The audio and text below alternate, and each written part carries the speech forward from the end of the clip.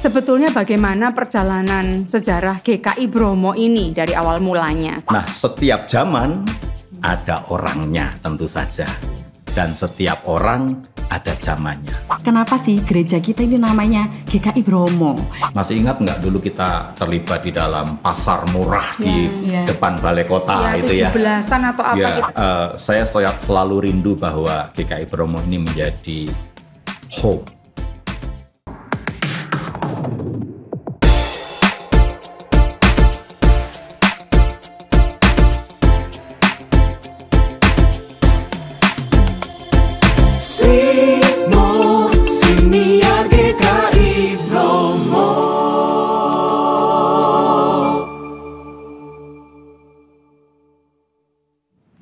Selamat datang di Sigmo, Siniar GKI Bromo. Selamat ulang tahun GKI Bromo.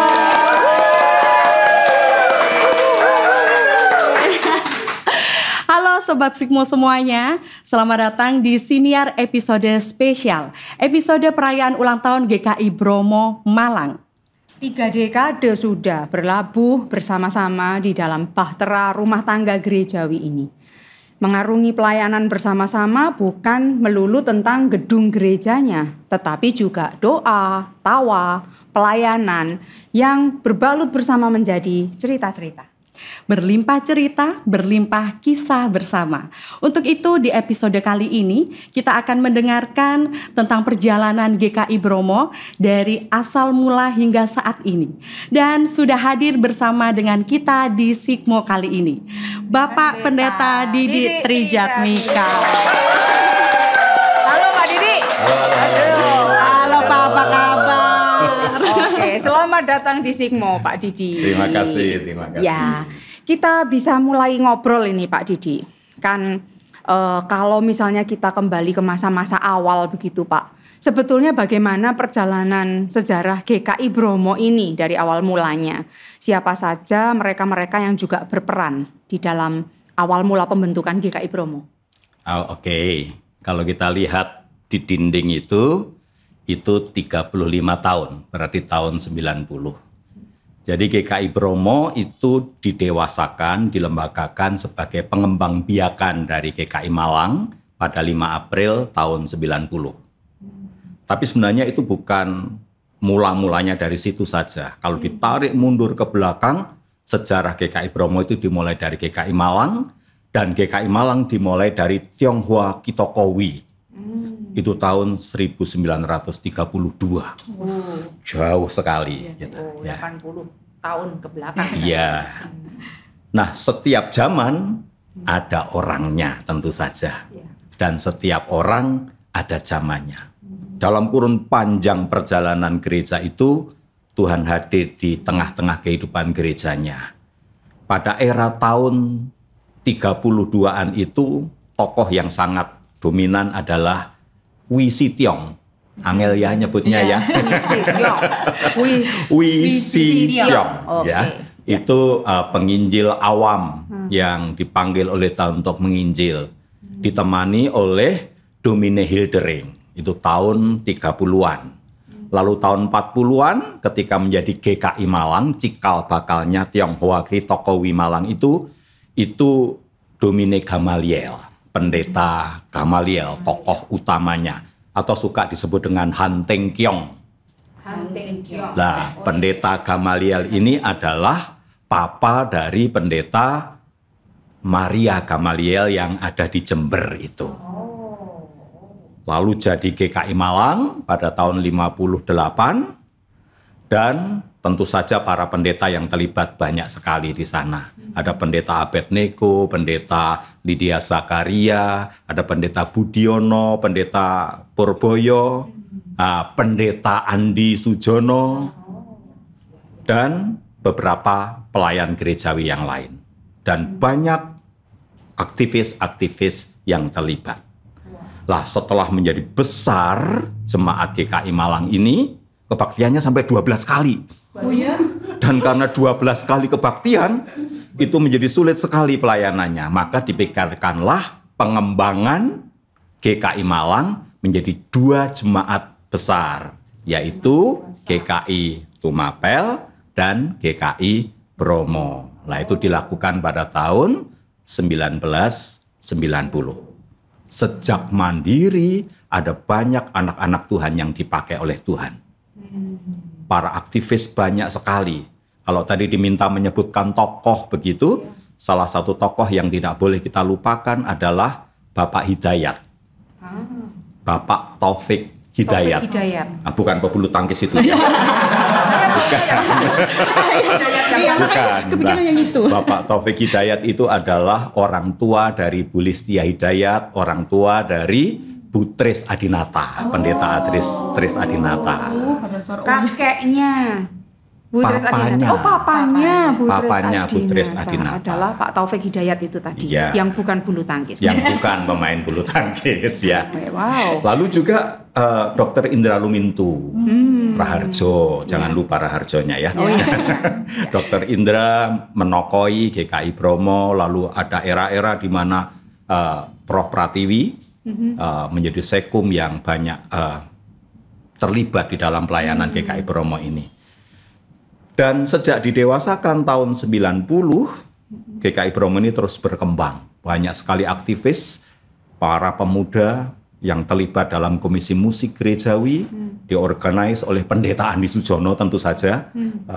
Pendeta kita yang sangat amboy itu itu yang menggerakkan banyak. Selanjutnya para pendeta yang lain. Pak Andi Sujono yang suka ngeband itu kan Pak? Oh iya, Pak Andi Sujono itu. Ya. Wow. Banyak sekali nama-namanya ya. Pada tahun 93 Pendeta Tris masuk ke GKI Bromo dan semakin berkembanglah GKI Bromo dilayani oleh beliau berdua. Oh, saya hampir lupa, sebenarnya ada satu, Pendeta Purboyo. Pendeta Purboyo cuma setelah didewasakan GKI Bromo ini, Pendeta Purboyo sekolah ke Belanda sampai kemudian Pendeta Purboyo tidak kembali ke GKI Bromo dan melayani di GKI Jawa Barat, Jawa Tengah, DKI Pondok Indah, Jakarta. Begitu kira-kira. Oke. Dan ini banyak yang ditanyakan nih Pak, apalagi sama aktivis atau simpatisan yang dari luar nih ya. Kenapa sih gereja kita ini namanya GKI Bromo gitu? Apakah memang dekat dengan Gunung Bromo atau Pangsit Bromo begitu ya? Ya. Dan apakah ada makna-makna tertentu dari nama ini, Pak? Ya, kalau soal penamaan itu terkait dengan ketetapan sinodal kita di Sinode GKI. Di Sinode GKI itu ditetapkan kalau dalam satu kota gereja GKI-nya cuma satu, pakai nama kota. Misalnya di Pasuruan, itu hanya ada satu GKI Pasuruan. Gitu. Tapi kalau di satu kota ada beberapa jemaat yang mandiri, maka disebut nama jalannya. Nah, nama jalan kita, jalan di gereja kita ini, Jalan Bromo nomor 2, makanya disebut GKI Bromo. Orang suka salah tuh, dikira ada di atas Gunung Bromo. Ya, gitu ya. Makanya. Berarti selalu tentang jalan atau wilayah yang dipakai ya Pak? Ya, nama jalannya. Nama jalannya. Kalau dalam satu kota ada beberapa gereja GKI. Oh, wow. Seperti itu. Wow, di dalam perjalanannya yang sangat panjang ini Pak, tadi kan ada banyak nama juga yang muncul begitu. Apakah kira-kira transformasi yang paling signifikan ini menurut Pak Didi dalam sepanjang sejarah GKI Bromo? Bicara tentang kekhasan jemaat GKI Bromo itu sendiri, kan dulunya tadi disebut kita juga leluhurnya adalah Tionghoa Kitokowe. Berarti kan ada unsur kesukuan di situ, tetapi pada saat ini lebur bersama-sama. Nah, apakah ada ciri khas tertentu? Nah, itulah yang khas di GKI Bromo. Jadi sebenarnya bukan hanya GKI Bromo, GKI pada umumnya.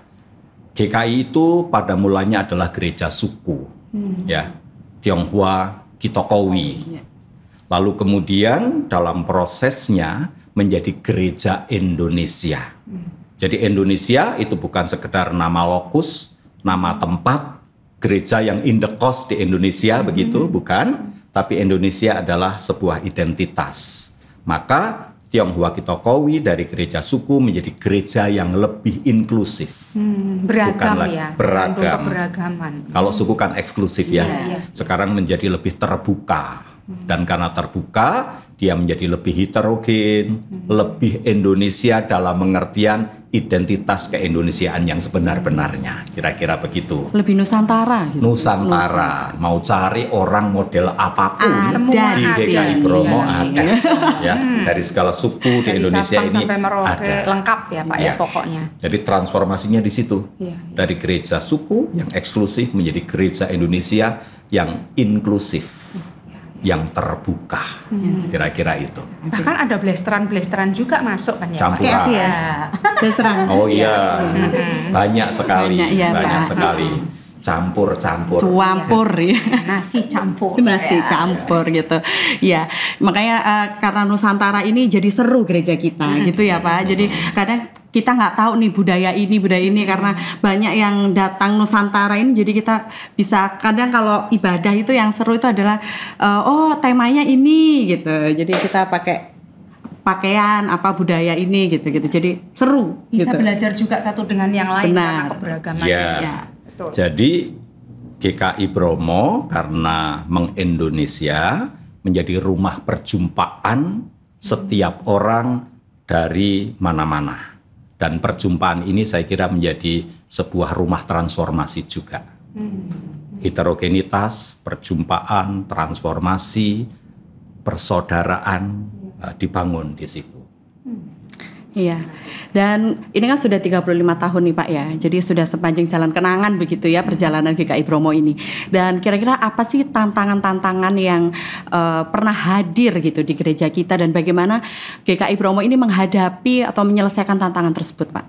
Banyak tantangannya. Jadi yang pertama tantangan heterogenitas itu sendiri, kemajemukan itu sendiri. Pada era tahun 90-an ketika dimulai, Pendeta Andi Sujono dan kawan-kawan itu melakukan sebuah acara yang namanya Malam Indonesia Timur. Sehingga dari situ kumpul banyak orang. Tentu heterogenitas perlu pengelolaan. Heterogenitas perlu jembatan-jembatan pembersamaan. Nah itu tantangan yang besar. Dan puji Tuhan GKI Bromo dapat merendah ya, sehingga jembatan-jembatan dapat menjembatani tembok-tembok, muncullah inklusivitas yang sangat baik pada saat ini. Yang kedua, era GKI Bromo mendewasa, era 90 itu juga era munculnya berbagai macam aliran gereja. Jadi ada tantangan teologis, ajaran-ajaran, dan puji Tuhan juga GKI Bromo dapat menetapkan identitasnya yang kuat, tetapi sekaligus juga terbuka, teguh dalam prinsip, dan lentur dalam berelasi. Welcome dengan pertemanan. Iya, saya kira itu salah satu kekasan GKI Bromo. Lalu tantangan yang berikutnya, kita tahu kita hidup di tengah pluralitas agama-agama. Maka hubungan antar iman, persaudaraan antar pemeluk agama yang lain menjadi tantangan yang kuat. Kan ada era-era di mana bagian itu adalah bagian yang sensitif. Nah, jembatan-jembatan itu dibangun. Hubungan lintas iman yang terbangun dengan baik. Tantangan itu yang kita hadapi dan kita mengerjakannya. Gitu.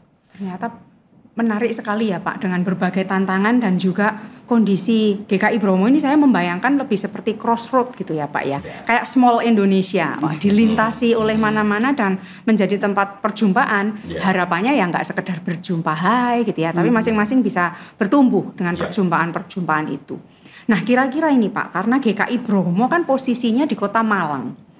Apa signifikansi kehadiran GKI Bromo begitu terhadap Kota Malang? Aremania juga ya. Partisipasi GKI Bromo terhadap masyarakat Malang begitu ya. Banyak sekali saya kira yang sudah dikerjakan oleh GKI Bromo bagi masyarakat Malang dan bersama dengan masyarakat Malang. Berulang kali kita menghadapi krisis ekonomi misalnya. 98 itu ada Krismon. GKI Bromo terlibat aktif dalam ikut meringankan beban-beban masyarakat di situ.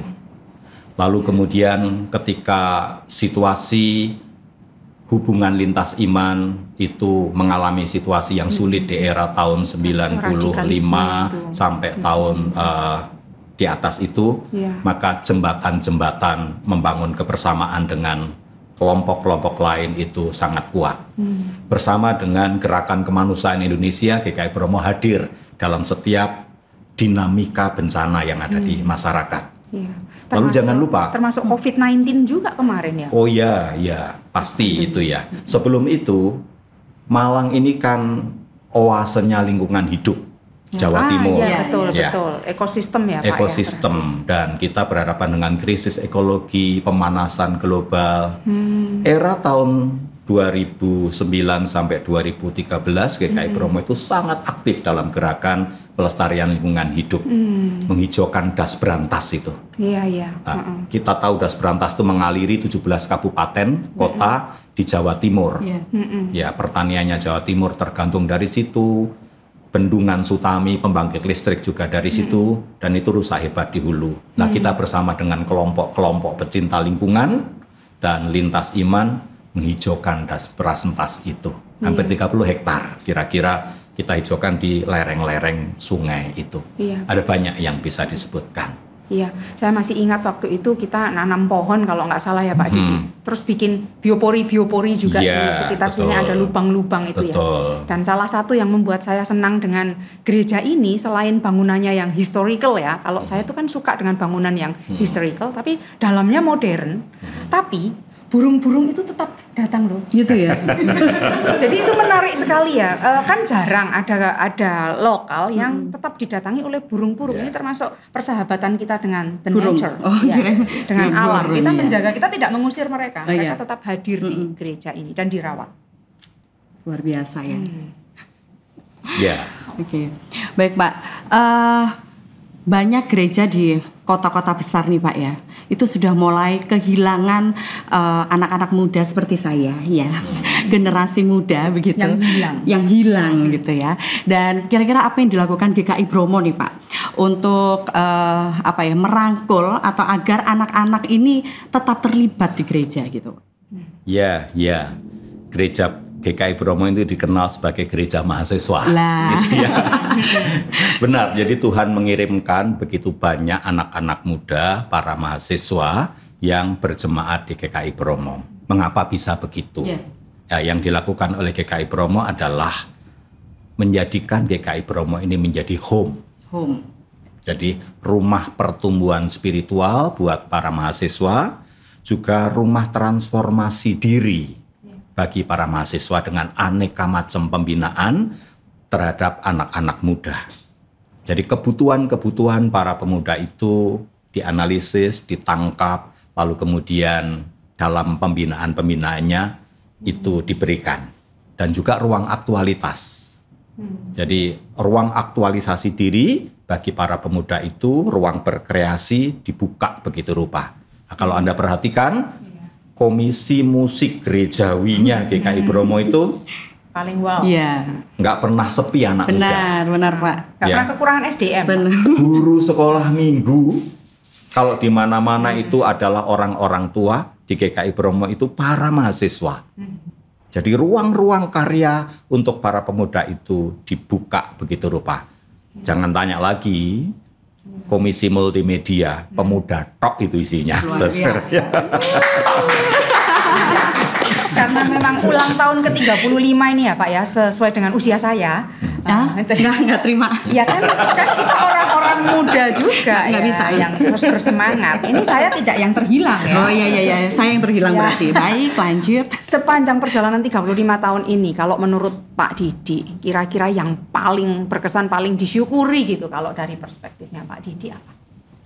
Ya, yang paling kita syukuri adalah GKI Bromo ini menjadi home, ya, menjadi rumah buat begitu banyak orang untuk membangun dirinya.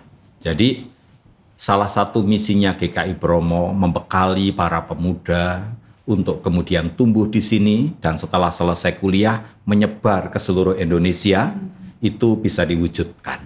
Sehingga dengan begitu ini menjadi tempat pertumbuhan iman, pertumbuhan diri, dan sekaligus melalui semua itu mereka diutus kemana-mana. Kaki saya nggak sampai ke ujung-ujung Indonesia, tetapi melalui mereka ujung-ujung Indonesia itu dapat disentuh dengan karya-karya mereka. Saya kira ini sesuatu yang khas GKI Bromo yang layak kita syukuri. Jemaat terus bertumbuh dan bertumbuh, dan itu menandakan bahwa mereka homey di GKI Bromo. Kalau boleh testimoni nih Pak ya, waduh testimoni nih saya nih pribadi. Dulu itu saya masuk ke sini, saya ikut ibadah itu memang berbeda Pak. Ya, kemudian saya waktu itu melihat paduan suara Nafiri. Ya, saya sebagai jemaat waktu itu, saya cuma dalam hati saya bilang suatu saat aku pasti berdiri di situ pakai jubah itu gitu. Dan ternyata memang Tuhan mengizinkan itu dan kayak menuntun saya gitu bertemu gitu dengan teman, kemudian diajak untuk ikut di pelayanan di Suara Nafiri begitu ya. Dan semakin hari itu memang saya merasakan home itu tadi. Kemudian yang Bapak bilang tentang semua dibuka, difasilitasi, kemudian dikasih ruang aktualisasi diri itu tadi itu memang benar-benar saya rasakan Pak sampai detik ini. Jadi saya sangat bersyukur sekali gitu ya, boleh berada di sini, boleh melayani di sini, dan boleh bertumbuh luar biasa di sini. Itu memang benar banget gitu. Jadi memang kaki nggak sampai ke sana-sana gitu, tapi cerita, testimoni dari mulut ke mulut itu memang wah itu benar banget gitu. Jadi nggak salah deh pokoknya karena Nusantara itu tadi, dan diberi wadah, kemudian diajari banyak hal itu yang luar biasa. Jadi terlalu cinta deh sama GKI Bromo. Sepertinya bukan hanya itu Ima. Jadi kalau tadi ditanyakan apa sesuatu yang barangkali dianggap pencapaian gitu ya, yang paling esensial. Kemampuan GKI Bromo untuk menjawab tantangan zaman, ya, merespon terhadap konteks, merespon terhadap keadaan serelevan mungkin itu. Masih ingat tahun 97 ketika terjadi kebingungan di dunia pendidikan manakala ada perubahan kurikulum dari kurikulum 2004 itu ya, KPK menjadi KTSP.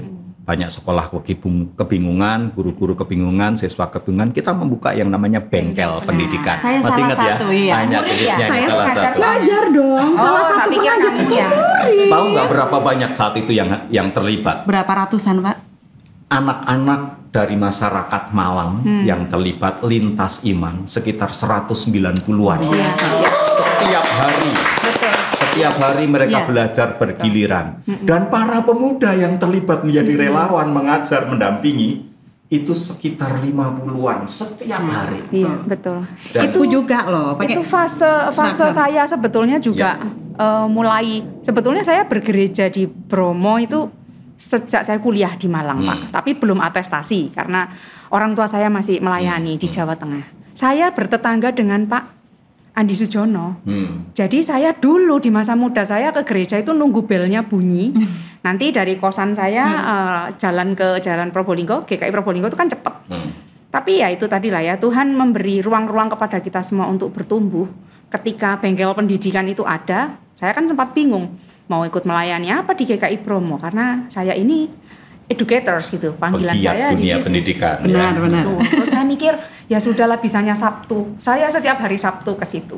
Hari-hari lain nggak bisa. Tapi berarti nggak ketemu berarti. Kayaknya kamu murid Senin sampai Jumat. Iya, karena mulai kecil. Waktu itu Kalistung aku kan. Iya betul. Baca tulis itu.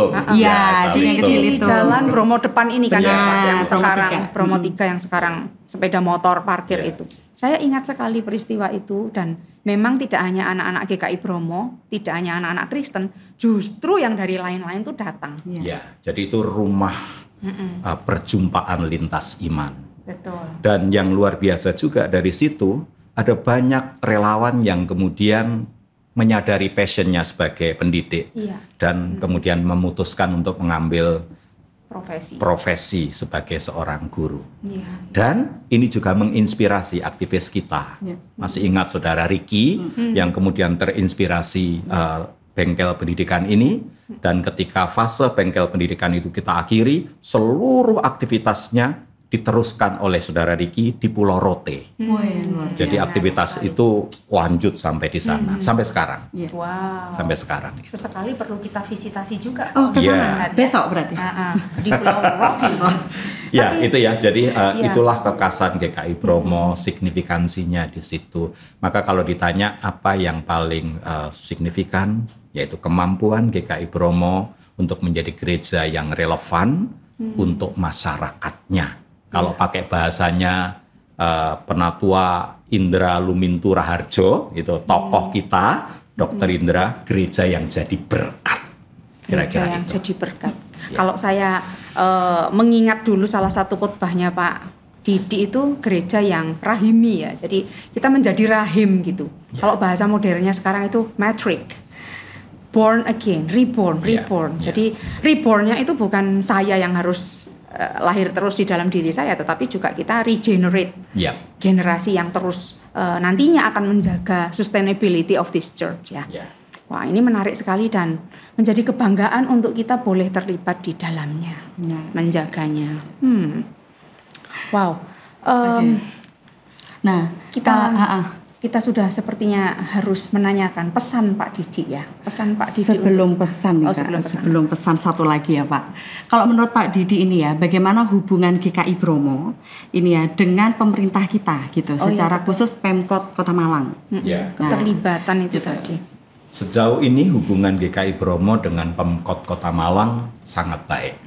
Jadi gedung gereja kita ini heritage.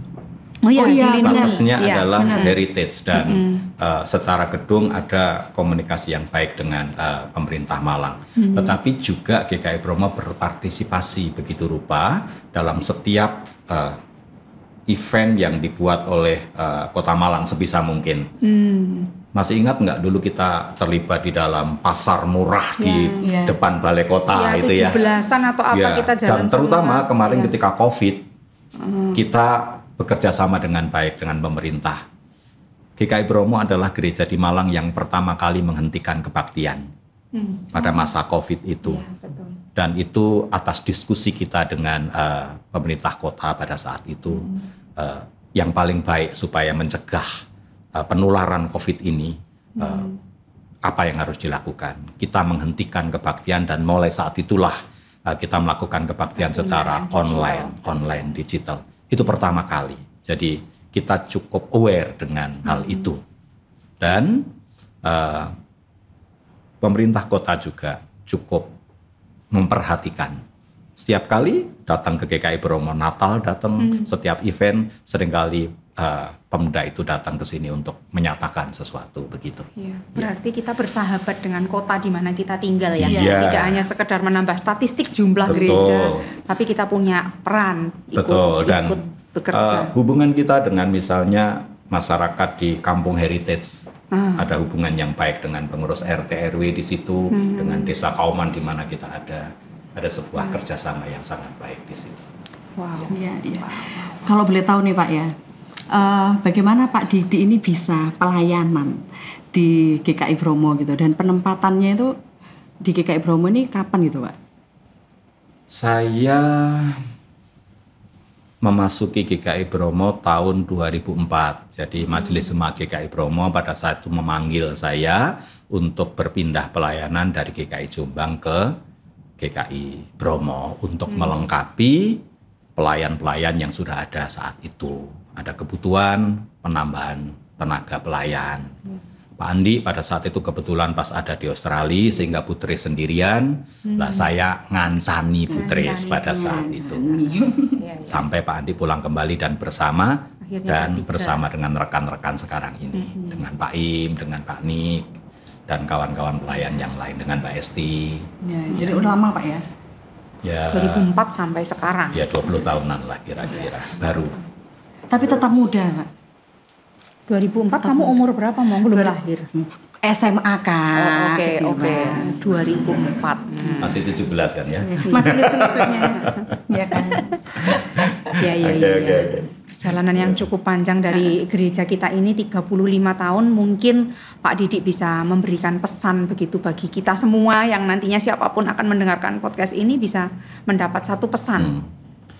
Ya, saya selalu rindu bahwa GKI Bromo ini menjadi home. Jadi bukan sekedar house ya, gedung, tetapi menjadi home. Sebuah tempat pertumbuhan iman, tetapi sekaligus tempat persaudaraan setiap orang yang datang dari seluruh penjuru Indonesia ini. Zaman ini banyak orang membutuhkan home.